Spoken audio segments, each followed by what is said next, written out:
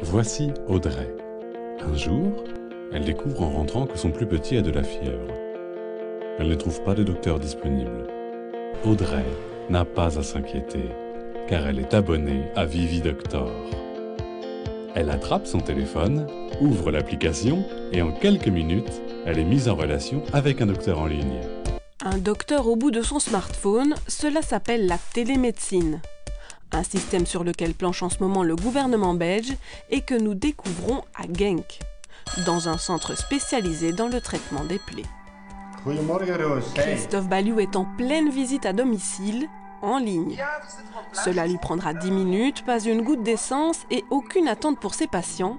Pour lui, c'est sûr, le système n'a que des avantages.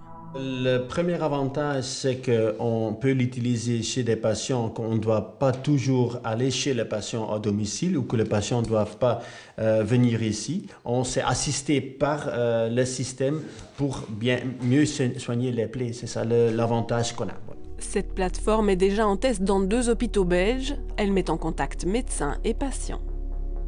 Roos, kunt je me even de wonden tonen met de camera? Ja, dat ga ik doen. Ja. Lukt dat zo? Ja, is perfect. Mag een beetje naar beneden nog? Ja. Perfect, is goed zo. À l'autre bout de la ligne, ce jour-là, Rose, soignée pour une morsure de chien, est visiblement en pleine confiance. Vous pouvez montrer votre blessure, vous recevez un feedback sur ce qu'il se passe exactement. Vous avez l'assurance de recevoir l'avis d'un expert. Sur ce point, oui, en tant que patient, vous êtes sûr d'être entre de bonnes mains. Rose est conquise, mais le système pose tout de même question. L'Ordre des médecins a déjà mis en garde contre le risque de déshumanisation de la médecine, un risque bien réel. Ça ne va pas remplacer les médecins, mais c'est une bonne aide pour dans des cas que ce n'est pas possible de voir un patient. Et donc vous pourriez ne jamais rencontrer vraiment un patient que vous allez soigner? C'est possible, mais on est dans les soins, alors le contact personnel reste le plus important.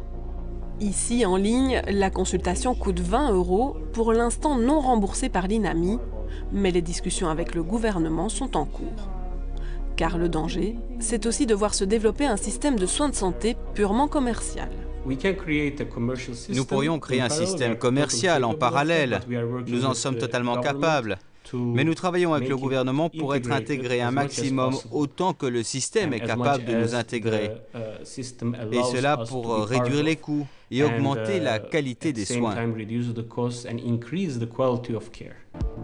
Utiliser la technologie, revoir les quotas, favoriser la pratique de groupe ou revaloriser la profession, quelles que soient les solutions, agir est devenu indispensable. La pénurie sévit déjà en Belgique et si rien ne change, elle ne peut que s'aggraver. Or, au-delà de ce phénomène, c'est bien la qualité des soins qui est en jeu.